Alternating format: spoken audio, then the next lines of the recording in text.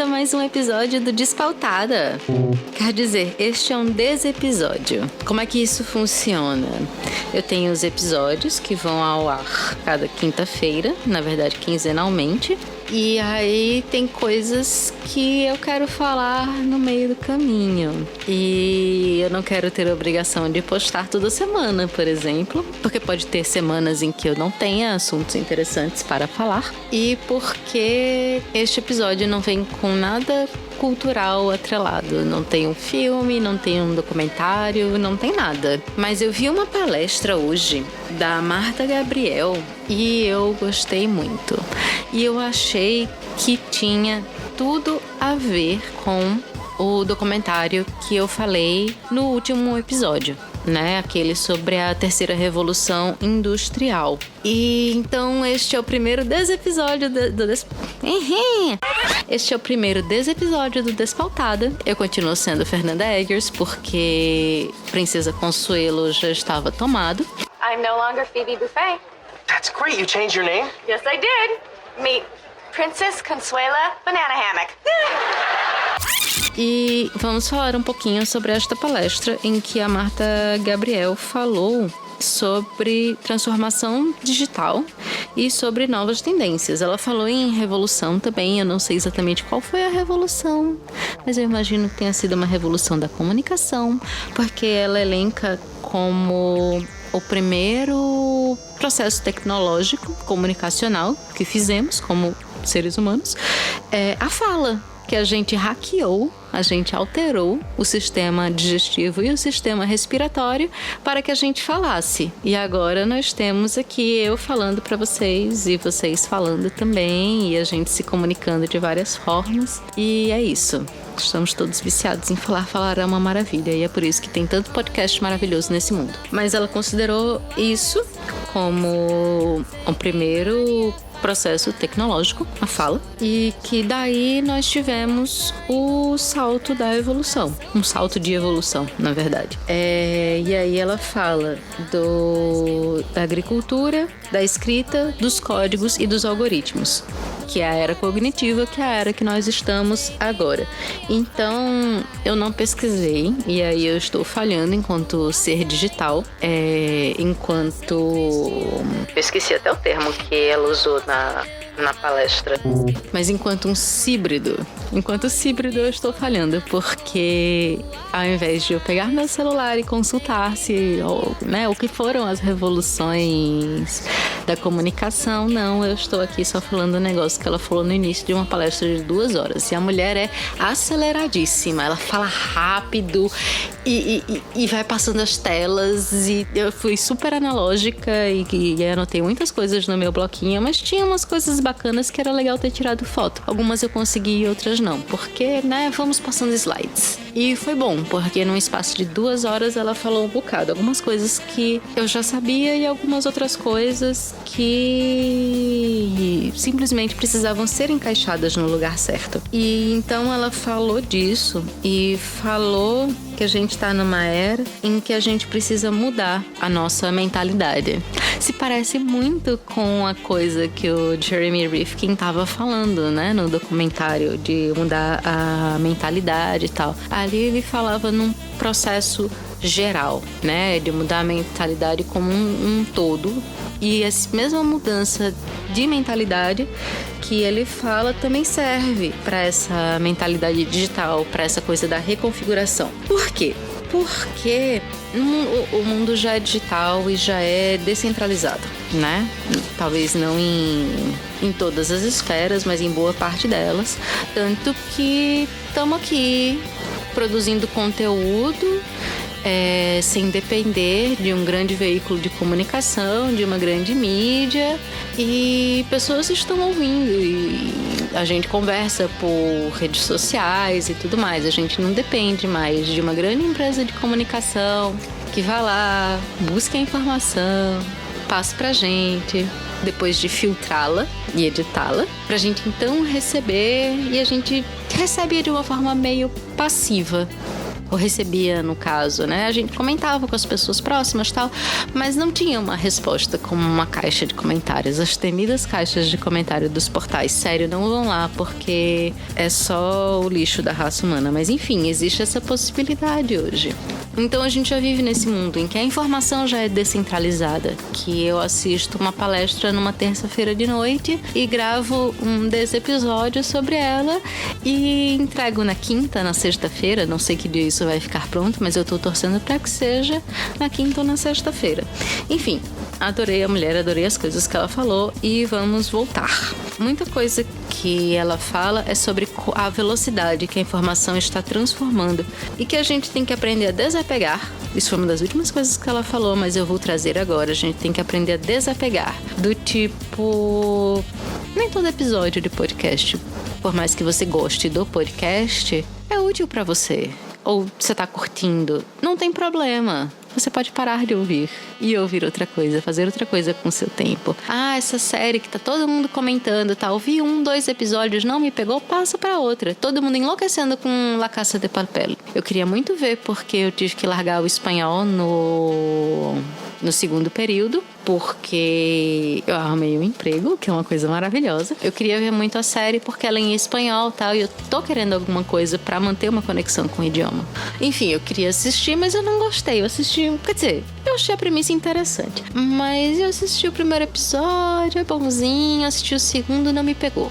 Tem uma coisa que a Netflix e algumas outras produtoras fazem, que é realmente a série melhorar lá pelo 4º, 5º episódio. Desculpa, mas ninguém tem tempo hoje em dia pra assistir 4 episódios pra uma série começar a ficar boa. O piloto tá aí pra isso. Não é só pra convencer os produtores de que a série presta, é pra convencer o público.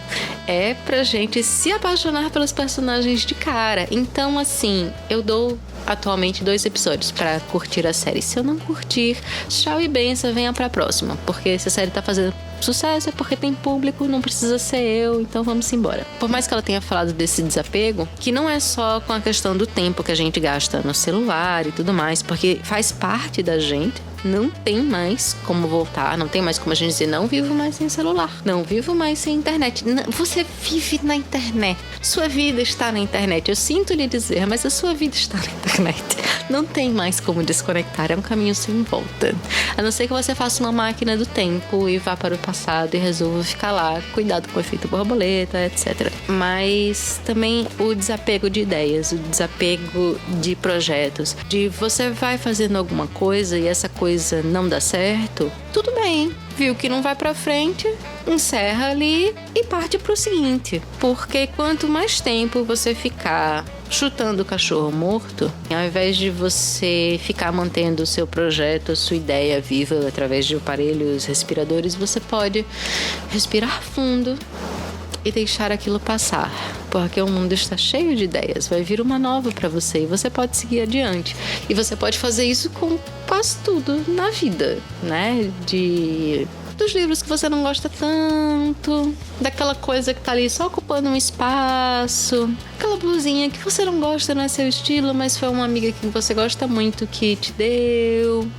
Eu acho que de tudo que ela falou, a questão de ter foco e de desapegar ficaram muito em mim, porque isso de estar constantemente conectado, isso de estar constantemente conectado, de estar com o celular do lado, ter internet, pesquisar tudo, não sei o que, isso causa uma certa ansiedade, né? As notificações às vezes causam ansiedade, só de ter aquele númerozinho. Você tem lá 287 mensagens não lidas no WhatsApp. Você tem aquele grupo no Telegram que você fica 2 horas sem olhar e de repente tem 4.000 mensagens. Oi? Ô, Tânia, não, Tânia. Não dá, você não vai ver tudo e você tem que ser feliz com isso. A informação do mundo inteiro está aí disponível. E você não pode fazer download de tudo para sua cabeça. Você tem que saber onde procurar para quando você precisar dela. Isso foi uma outra coisa muito interessante que ela falou. A gente não precisa mais ter todas as informações. A gente tem que saber onde procurar. E esse é o diferencial, porque ela fala também de inteligência artificial, de robôs que estão substituindo as tarefas básicas e que a gente tem uma falhazinha na nossa educação, que é da gente não perguntar. A gente é ensinado a saber as respostas e não a saber as perguntas. E às vezes saber perguntar é muito mais importante. Durante toda a palestra, a Marta usou o Waze como exemplo, principalmente, as outras coisas também, mas usou o Waze e fez alguns paralelos bem interessantes do tipo, se você não sabe perguntar para o Waze onde fica o aeroporto, como é que você vai chegar lá? Teve até uma coisa interessante que aconteceu semana passada no Waze, eu querendo ir para algum canto, que agora eu não lembro onde. Eu tinha o nome do lugar e não tinha o endereço. E eu joguei o nome do lugar e tinha um lugar a 8 quilômetros de mim e tinha um lugar a 20 quilômetros e tinha um lugar que ficava em Maceió, que é em outro estado. Você tem que saber ali, ok, não é em Maceió, né? Porque eu tenho que chegar hoje. Se eu saísse à noite daqui, eu não chegava em Maceió no mesmo dia. Eu tenho que chegar hoje. Então é ou esse que está a 8 quilômetros ou esse que está a 19.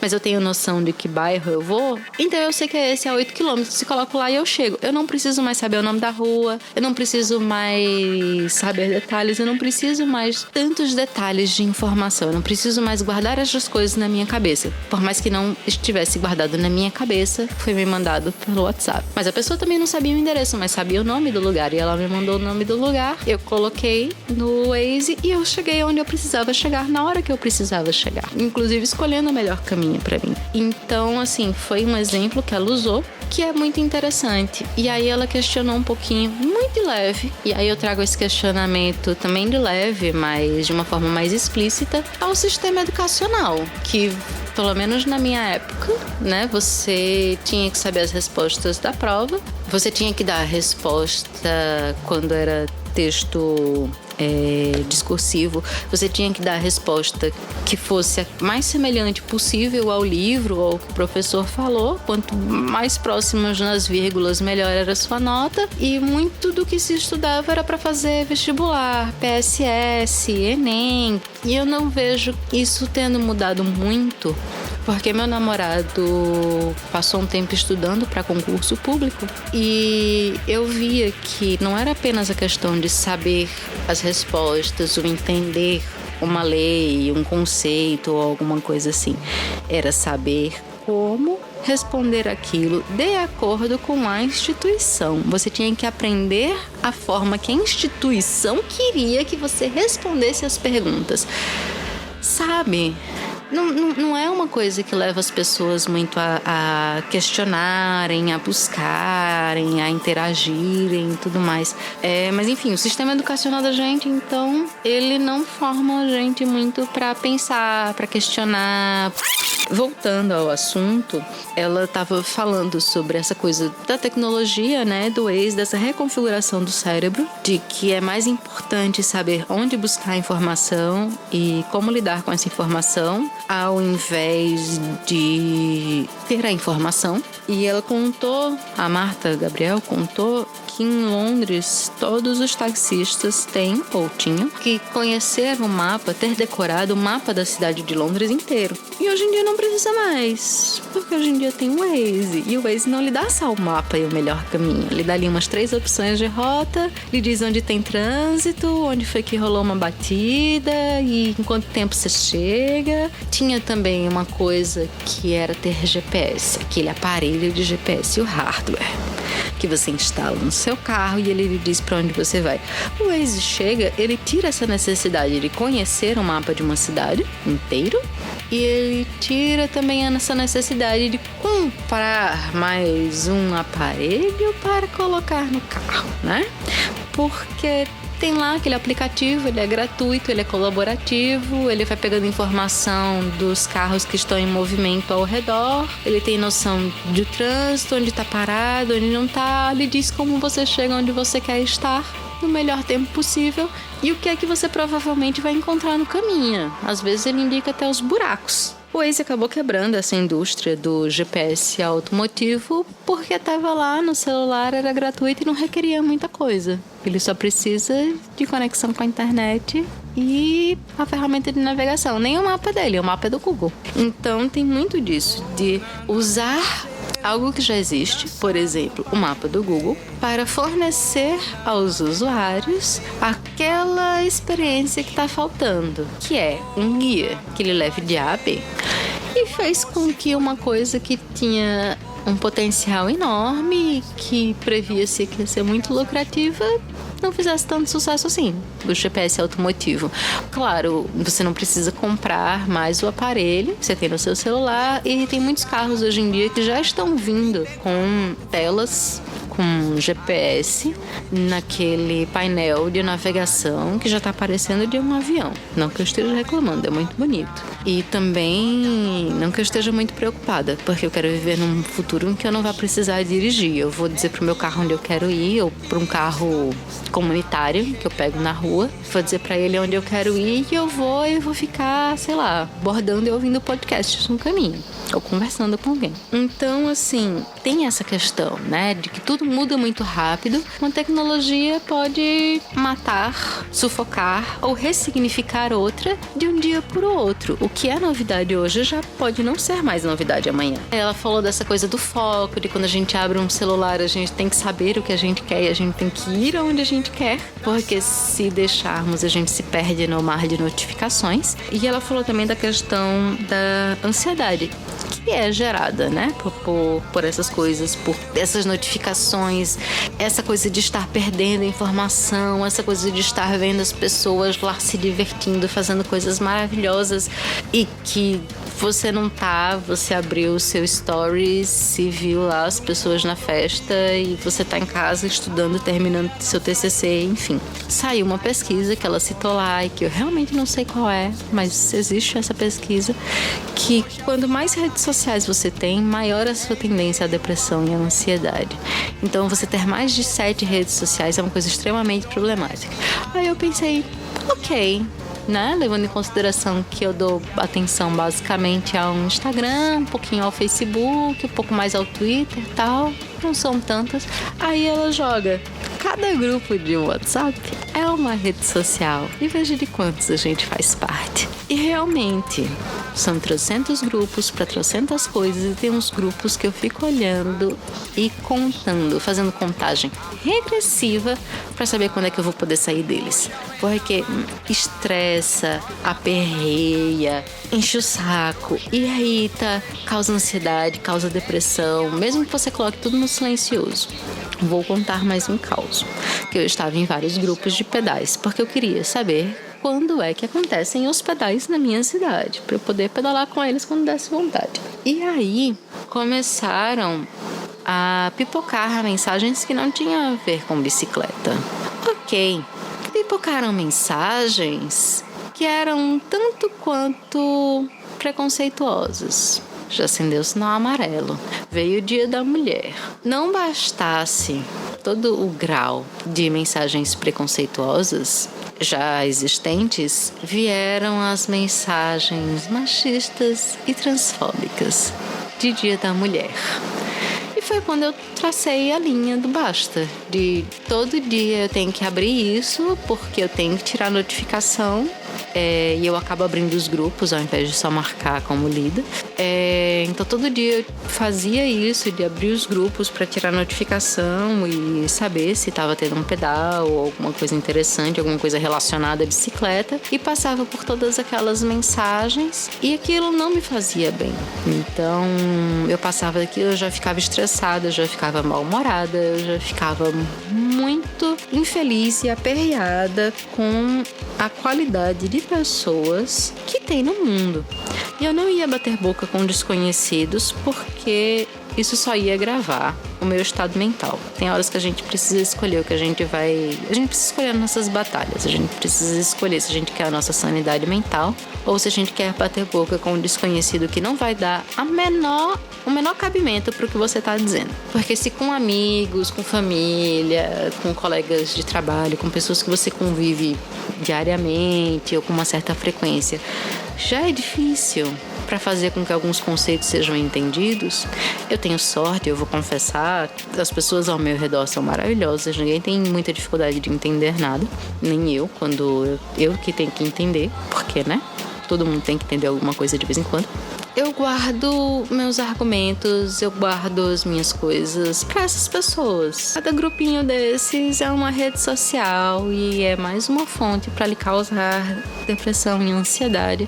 Então analise aí bem direitinho as redes sociais das quais você faz parte. E veja os grupos de WhatsApp, de Telegram e etc. que realmente lhe acrescentam algo, por mais que você não consiga ler todas as 4.782 mensagens publicadas por dia.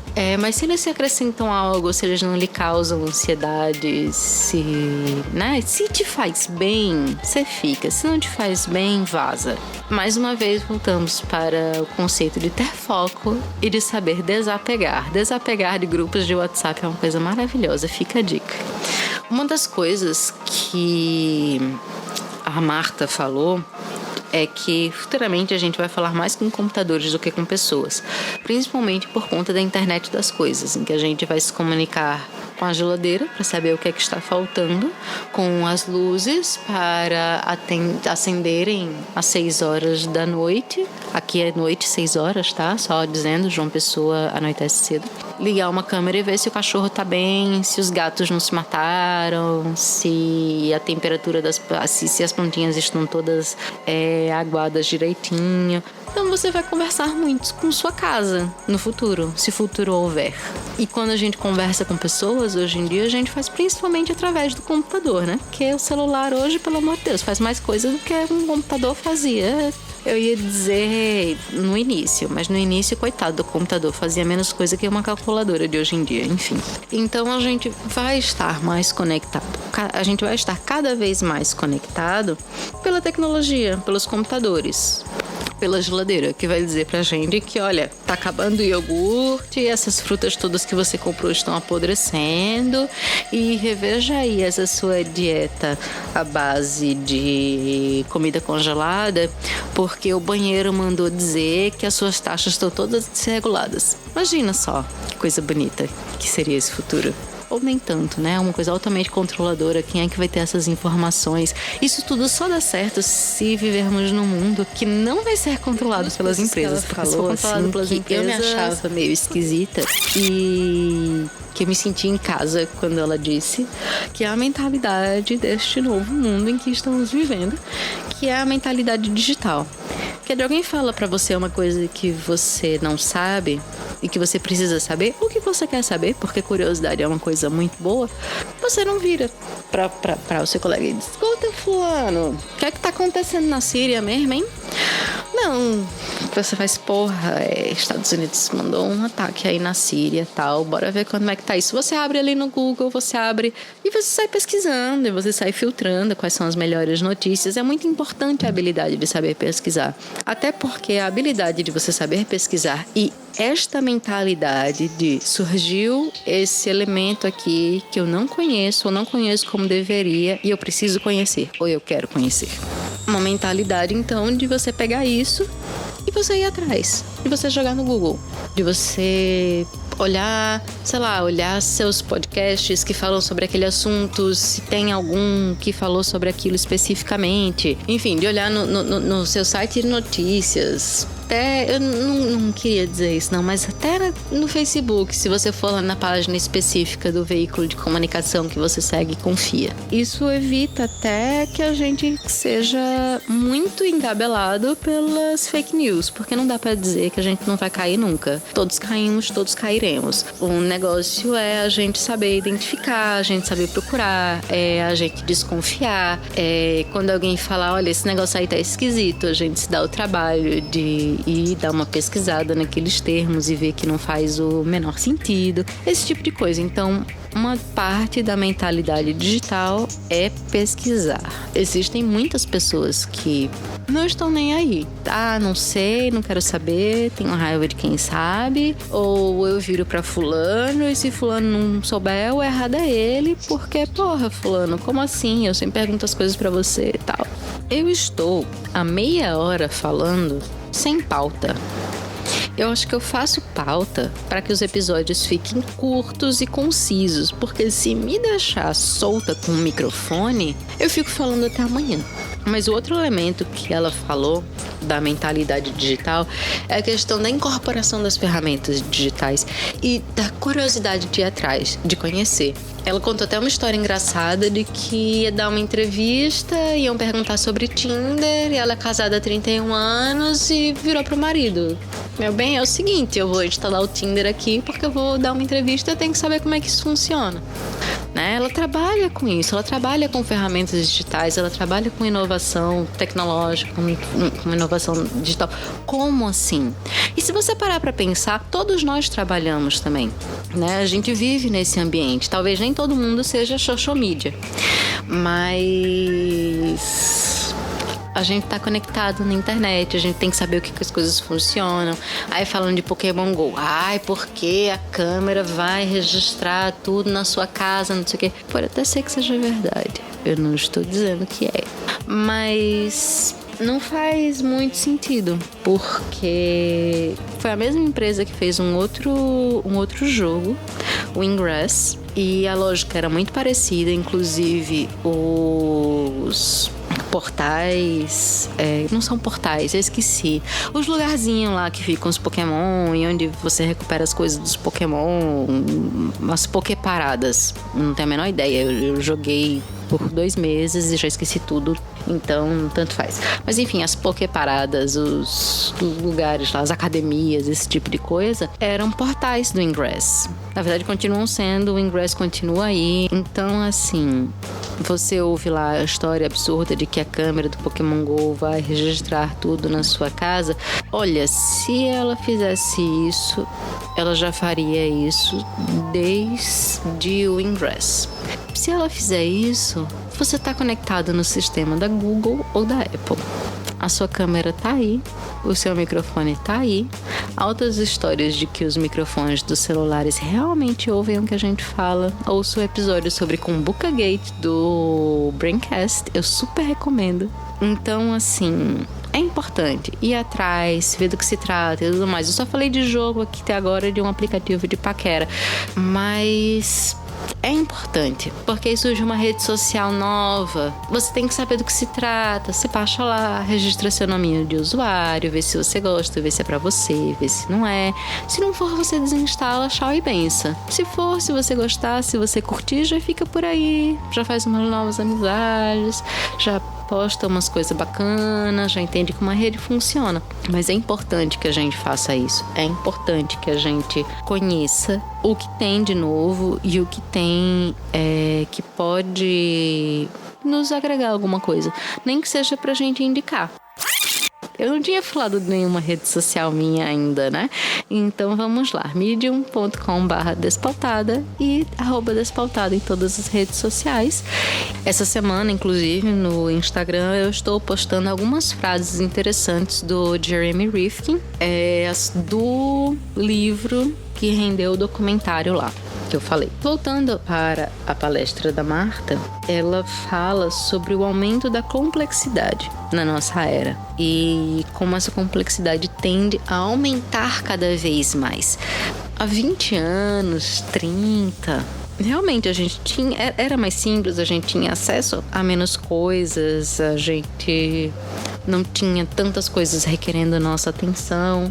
Em compensação, a gente também não tinha diversas facilidades. Pensa, você há 20 anos atrás conseguia imaginar um Uber da vida? Conseguia imaginar que talvez você vai chamar um Uber e ele vai chegar na sua porta e não vai ter motorista nenhum e vai ser um carro não poluente?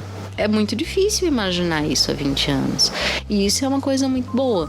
A gente tem acesso a mais informação e é muito bom porque a gente não está mais preso aos veículos de comunicação. A gente tem onde pesquisar agora. A gente tem um acesso muito mais fácil aos veículos de jornalismo independente, por exemplo, que é uma coisa fantástica. Eles sempre existiram, mas nunca foi tão fácil acessar. E é muito importante que se tenham os veículos de comunicação independentes, que se tenham os jornalistas independentes fazendo esse contraponto à grande mídia, porque no mundo de hoje ninguém tem um império, seja lá do que for, de comunicação, do agronegócio, de computadores. Ninguém tem um império se não tiver muito dinheiro, e ninguém tem muito dinheiro, a não ser que tenha rolado algumas trocas, né? Ou pode até ter muito dinheiro de herança, alguma coisa assim, mas teve que rolar algumas trocas para esse império surgir. Então, a gente pode considerar que são empresas que estão amarradas a certos valores que podem não combinar com os nossos. Então, uma vez que a gente vive nessa era mais complexa, mas que também tem mais informação, tem mais acesso e a gente pode buscar o que a gente quiser. Se a gente quiser saber o nome da 8ª lua de Júpiter, que eu nem lembro quantas são, mas se eu jogar no Google vai me dizer, e vai me dizer o nome da lua também, eu posso escolher me informar por veículos de comunicação cuja ética seja mais compatível com a minha, cujos ideais sejam mais compatíveis com os meus. Isso quer dizer que eu tenho que nunca mais olhar para os outros, não. É sempre bom dar uma olhadinha ao redor para ver o que está acontecendo nas outras bolhas. Porque a coisa das outras bolhas é que elas também estão conectadas seguindo as coisas que os outros veículos estão falando. E é importante saber o que é informação de verdade, informação valiosa, que traz conhecimento, que faz com que você gere alguma ação, e o que é só falácia, o que é fake news e o que é viagem da cabeça dos outros. Eu realmente não quero entrar nessa seara e eu estou só dando voltas. Um mundo mais complexo, então a gente tem mais acesso à informação, a gente tem mais acesso a muitas coisas, mas a compreensão vai ficando cada vez mais difícil e às vezes a gente tem que ir dando umas voltas pro básico para saber o que a gente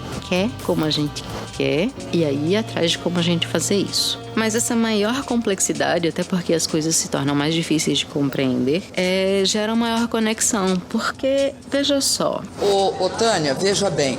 Uma coisa mais complexa, que aumenta a dificuldade de compreensão, aumenta a gama de informações e que faz com que você não consiga ter todas as informações ao mesmo tempo, faz também com que você se conecte mais, seja com pessoas, seja com máquinas. Eu vou dar como exemplo este podcast, que eu ouvi outros e eu fiquei maravilhada e eu quis ter o meu. E aí eu fui pro Google e eu fui descobrir como editar. Aí eu descobri que meu pacote Adobe já me dava direito a ter um programa de edição de áudio muito bom. Fui lá, baixei o programa de áudio, procurei vários tutoriais que várias outras pessoas fizeram sem nem pensar em mim, mas eu tô aqui usufruindo dessa informação que já existe na internet, portanto me conectando com aquele canal, com aquele produtor de conteúdo para aprender a editar um áudio e me conectando com Rodrigo, que me emprestou um microfone e que me ensinou algumas coisas sobre captação, e me conectando com o Petrônio, que é designer e fez a logo do Despautada, e me conectando com cada um que contribuiu para cada um dos episódios, né? Então algumas coisas foram com pessoas que eu conheço e que eu já sei das habilidades, outras são com pessoas que eu nunca falei na vida e não precisei falar, porque o conteúdo já estava lá, e outras com pessoas com quem eu nunca falei na vida, mas eu falei, porque produtores de conteúdo são gente como a gente, então fui lá bater um papo. Hoje em dia você não precisa saber tudo para fazer alguma coisa, você tem Saint Google para lhe ensinar, você tem as pessoas ao seu redor, você tem as pessoas que estão conectadas às pessoas que estão ao seu redor. E aí o que acontece? Todo mundo meio que se ajuda. Não porque todo mundo seja bonzinho, porque todo mundo queira o bem de todos, mas porque a gente chegou num ponto em que para eu me dar bem, fulano, beltrano, cicrano tem que se dar bem também. Então a gente passa a colaborar mais uns com os outros, porque a gente precisa da informação que os outros têm do mesmo jeito que eles precisam da nossa. E aí, óbvio, a gente vai fazer isso com as pessoas que a gente tem mais afinidade. Às vezes nem são pessoas que a gente conhece, que são nossos amigos e tudo mais, mas se tornam amigos por conta disso, ou se tornam pessoas porque a gente tem uma bem-querença, né? Porque a gente tem uma simpatia e tal, mesmo que seja uma relação mais profissional, ou mesmo de não conhecer oferecer, de dizer, olha, ouve isso daqui, porque isso daqui me ajudou um bocado. Então você acaba conectando uma terceira pessoa a algo que talvez ela não conhecesse. A gente vai se conectando para fazer as coisas e a gente vai querendo crescer junto, porque a gente não cresce mais como um indivíduo, a gente cresce como uma rede. E isso é outra coisa que tem muito a ver com o documentário da terceira revolução industrial, porque algo que acontece é que o mundo não é mais vertical e você não usa as pessoas como escada. Quer dizer, ainda tem gente que faz isso, mas o mundo não funciona mais dessa forma. O mundo funciona de forma de que para eu crescer um pouquinho, outra pessoa tem que crescer um pouquinho e que eu posso ajudar outras pessoas a crescerem, porque eu preciso dessa colaboração. Cada um de nós precisa dessa colaboração. E aí, ela foi seguindo, obviamente, que a técnica de fala dela é muito melhor que a minha, ela é uma oradora muito boa, ela prendeu muito a atenção de todo mundo, mas ela fala dessa relação simbiótica que a gente tem com a tecnologia. Ela falou sobre transhumanismo, mas, mais uma vez, eu cheguei em casa desta palestra e eu sentei para gravar este episódio, então eu não tenho certeza que transhumanismo seja isso. Existe essa relação simbiótica com a tecnologia, de que a gente precisa dela para viver no mundo em que a gente tem hoje e que ela também não existe sem os seres humanos, né? E existe essa ideia da desintermediação tecnológica. Que o que é? Se antes a gente tinha um esquema organizacional em forma de pirâmide vertical, a gente tem agora tecnologia fazendo o papel do intermediário que transforma essa organização em ampulheta.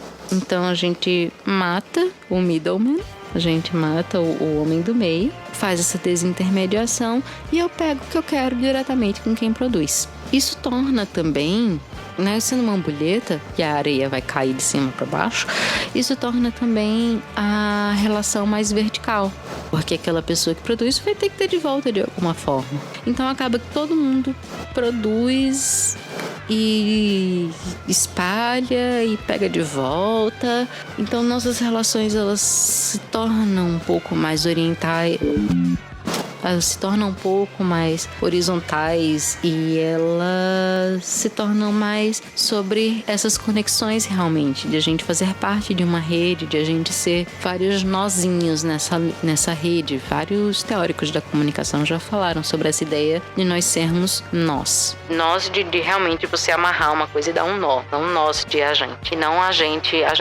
do FBI ou penitenciário 007. É muito português. Não é um idioma fácil, nem para os nativos. E aí ela deu algumas ideias. Também era uma palestra pelo Sebrae, então, né, tinha que ter uma coisa de empreendedorismo e tal, uma coisa voltada para as empresas. Então, que ela fala que o novo intermediário é aquele que tem um valor inestimável e que faz o que a máquina não pode fazer. Então, principalmente, por que não vamos mais ter trabalho que as máquinas vão tomar tudo? Não, pensa que a fotografia liberou a pintura para enlouquecer geral. A pintura não precisava mais retratar a realidade com fidelidade. Veja só que coisa. Até porque era meio impossível. Ela se aproximava muito, ela tinha aquele realismo, se aproximava muito da realidade. Continua se aproximando, existem artistas com uma técnica fantástica que fazem realismo e que continua sendo válido, continua sendo muito bonito, inclusive. Mas chegou um momento em que rolou essa ruptura, porque a fotografia chegou e a fotografia fazia muito melhor do que a pintura e fazia aquilo em questão, não era de segundos. A captura podia ser de segundos, mas demorava um tempo para você pegar o filme e tal, mas muito mais rápido e de forma muito mais barata. Até que chegou um momento atual em que a gente faz em segundos a foto de uma paisagem com o nosso celular e já publica no Instagram, enquanto a pintura ainda tá lá acontecendo. E ela tem o seu valor por estar acontecendo. Mas isso permitiu aos artistas, aos pintores, né? Também podem ter artistas fotógrafos e fotógrafos artistas. Isso permitiu aos pintores que eles pintassem o que veio na cabeça deles. Então a gente começou a ter surrealismo, cubismo e outras vertentes maravilhosas da pintura, assim. Teve essa crise? Teve. Mas levou para algum lado, né? Então nada se destrói, tudo se transforma. A lei de Kent Lavoisier, aqui tem tudo. Aqui tem aula de história da arte, aqui tem química errada, aqui tem história da fotografia, aqui tem pitaco, aqui tem dica de negócio, tem de tudo um pouco. Mas então, o negócio é que a gente faça coisas que o computador não pode fazer, que os robozinhos não podem fazer. Os robozinhos já estão fazendo petições, já estão fazendo matérias, notícias, né? Já estão fazendo um monte de coisa, já estão, ainda bem, pelas bênçãos das deusas, limpando a casa. Eu sei que o Arromba realmente mapeia a casa inteira e vende aquela... Quer dizer, vende não, né? E passa aquela informação para a empresa que criou, que vai vender para outras. Mas só de pensar naquela coisinha linda, redondinha, passeando pela casa e limpando tudo, eu só consigo pensar que eu quero muito ter um desses na minha casa. Mas enfim, se os robozinhos estão aí fazendo um monte de coisa e vão fazer mais e a gente não vai mais precisar fazer, a gente tem que começar a pensar, certo, e o que é que eu quero fazer então? Porque abre-se um caminho para o que é que eu quero fazer. No mundo que a gente vive, isso talvez não seja possível. No mundo que a gente vive atualmente, é uma merda que os robôs estejam tomando o lugar das pessoas. Mas porque a gente vive num mundo em que a maior parte das pessoas não tem educação, não tem renda e não tem qualificação nenhuma. Então a gente tem que pensar em qualificar as pessoas para que elas possam fazer o que elas querem fazer. A gente tem que pensar em ter, sim, uma renda básica, que foi outra coisa que o Jeremy Rifkin falou. Eu não sei se ele falou no documentário, eu não consigo me lembrar agora, mas ele falou no livro, ele realmente falou esta frase, e esta frase foi publicada no Instagram, sobre ter uma renda básica, né? As suas necessidades básicas deviam ser cobertas. Se você não tem que se preocupar mais em se alimentar, em ter energia, em ter conexão com a internet, porque a internet é básica hoje em dia, nos anos que virão, a gente não pode pensar em pessoas desconectadas, né? Nós já somos isso já é parte da gente. Mas se as nossas necessidades básicas são atendidas, a gente não precisa mais se esfalfar por um salário de fome. Óbvio que as grandes empresas não querem isso, mas é para onde o futuro leva, porque o que a gente vai fazer com 7 bilhões de pessoas no mundo? Vai matar? Sei lá, jogar todo mundo no espaço? Vai criar guerras até que 2/3 da população mundial seja exterminada? Porque é isso, né? Se a gente não começar a dar qualidade de vida decente para as pessoas, para que as pessoas possam viver e fazer o que querem, o que gostam e se qualificarem e ter empregos dignos e não precisar mais morrer de fome, até perdi o fim da linha do raciocínio. Então, se a gente tá arrumando para um futuro em que os robôs vão cuidar do básico, e o básico não é somente as tarefas que não precisam de uma qualificação extensa, como, né, aspirar o chão, que o Arromba faz, ou até coisas que exigem uma qualificação, como cuidar de uma petição ou escrever uma notícia, que hoje em dia é feito por advogados e jornalistas. Então, se eu não vou ter mais meu emprego como jornalista no futuro próximo, porque eu vou ter lá aquele robô que junta as informações e joga na internet? Eu não preciso nem disso, porque o furo já não é mais exclusividade de jornal nenhum, né? O furo é dado pelas pessoas no Twitter e no Stories do Instagram e tal. Acontece um negócio, todo mundo posta antes do jornalista. Aí o que o jornalista pode fazer, deve fazer? É ir lá e saber como, e saber pesquisar. O jornalista tem que saber pesquisar.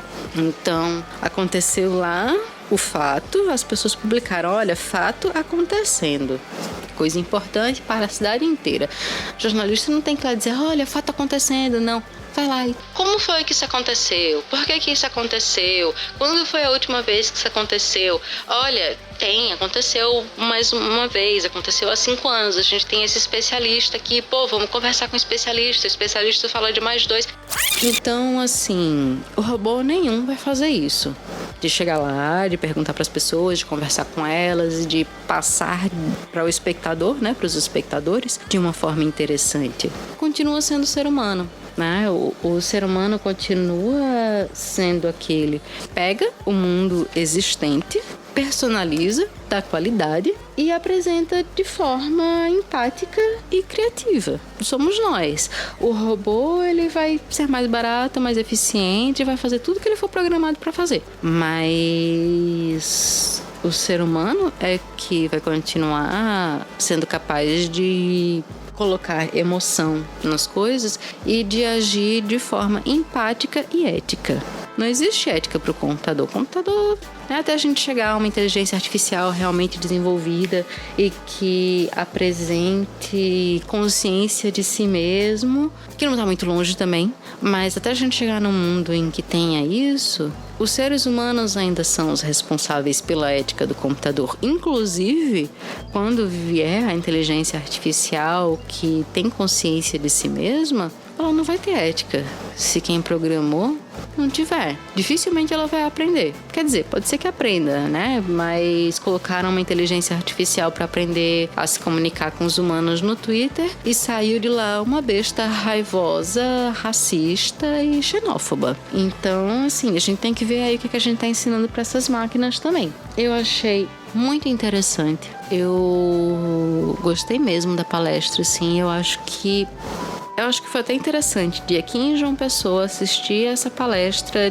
de uma mulher fantástica de São Paulo, falando e usando fofo e fofa como vírgula de um negócio que se encaixa com a palestra do Jeremy Rifkin lá nos Estados Unidos sobre um projeto que ele começou a implantar na Alemanha e vai espalhar pela Europa e já está conversando com a Ásia. É um mundo que vai acontecer, quer a gente queira ou não. Quem é que a gente quer à frente desse mundo? Nós. A gente quer um mundo bacaninha, hiperconectado e descentralizado, que a gente possa autogerir e que as pessoas tenham acesso tenham as suas necessidades básicas garantidas e tenham acesso à comunicação, à informação e possam se desenvolver e trabalhar para melhorar a qualidade de vida básica que já tem, né? E viver melhor sem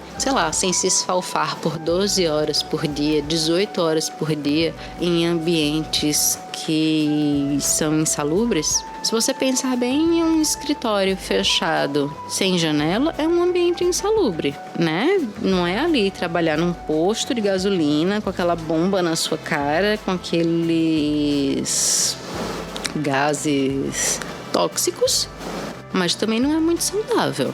Não faz muito bem para a cabeça de ninguém. Então, num mundo onde você pode viver um pouco mais ao ar livre, talvez trabalhar menos horas. É muito mais futuro trabalhar 20 horas semanais do que 18 horas por dia. A gente quer viver nesse mundo onde a gente trabalha menos, a gente trabalha com coisas que gosta, a gente tem coisas garantidas e a gente pode focar no que realmente importa e fazer coisas que façam a diferença, não apenas pra gente, mas para as outras pessoas, a gente poder agir coletivamente para melhorar o mundo, porque melhorar o mundo é melhorar a nossa própria vida, ou a gente quer, viver neste mundo hiperconectado, hipertecnológico, mas que uma empresa manda nas nossas vidas e a gente fica aqui desesperado para comprar a nova tecnologia que custa 4 vezes mais do que a gente poderia pagar para que a gente possa estar incluído e fazer parte disso. Eu acho que não faz muito sentido. Então, este mundo nem vai vir. Este mundo está vindo, este mundo está aqui. Quando vocês ouvirem isso, ele vai estar 200 vezes mais próximo do que quando eu gravei, porque a velocidade que as coisas estão acontecendo é muito grande. E se a gente quer viver nesse mundo, prover uma melhor qualidade de vida e prover as coisas que a gente gosta, tecnologia barata, energia barata, todo mundo conectado, fazendo o que gosta, fazendo coisas boas para o mundo, a gente tem que tomar as rédeas dessa revolução. Porque se ela acontecer com base no mundo, né, no status quo atual, se ela acontecer com base nas empresas, se o Google for o próximo dono do mundo, o próximo líder supremo, por exemplo, a gente tá ferrado. Você não tente botar uma casquinha de banana no meu passeio. Temos aí possibilidades muito boas, muito bonitas, muito legais, muito gostaria de viver nelas, mas essas possibilidades também têm a sua chance de dar errado. Eu não falei metade. Este provavelmente é o episódio mais longo da história do Despautada. Eu não falei metade do que ela falou. Por quê? Porque eu fico enrolando, eu fico colocando historinha no meio, eu fico colocando as minhas próprias interpretações. Esse episódio não tem ordem nenhuma e é por isso que não é um episódio, é um desepisódio. Eu agradeço demais a paciência de vocês. Este episódio só existe porque minha prima Mariana Soares disse que queria ouvir o Despautada todo dia. Então eu resolvi que tudo bem fazer alguns episódios fora do tema, porque afinal de contas tem uma pessoa que quer me ouvir mais do que uma vez por quinzena. Então, Mariana, eu estou gravando este episódio para você. Um beijo. Obviamente, para quem mais ouvir. E eu ia gravar junto uma outra coisa que uma outra pessoa pediu, só que eu não vou fazer isso, porque vai ficar enorme, eu não vou conseguir editar, vocês não vão conseguir ouvir. E não deve ser divertido ficar ouvindo uma pessoa falando sem parar por, sei lá, 1 hora? Eu não sei quanto é que isso vai ficar no final. Então, assim, eu vou deixar a indicação do livro dela, que eu não li, eu nem fui atrás ainda, mas pretendo, que é Você, Eu e os Robôs. E vou encerrar por aqui este episódio, deixando a pauta dos outros anotadinha e dizendo que se tudo der certo, na quinta-feira que vem, nós temos o episódio sobre um curta-metragem nigeriano. Se tudo der errado, nós teremos algum episódio sobre um outro tema. E esse do curta nigeriano fica para depois. Eu realmente quero muito falar dele. Eu só que este episódio precisa ser com convidados. A minha convidada está me dando o pitu. Assim que ela puder, nós vamos gravar. Então, muito obrigada por continuar comigo até aqui, por embarcar nessa loucura comigo. Se você tem comentários a fazer, pode fazer nas redes sociais. E nos vemos no próximo. Até mais. Agora, Tânia, eu agradeço, mas eu vou me embora.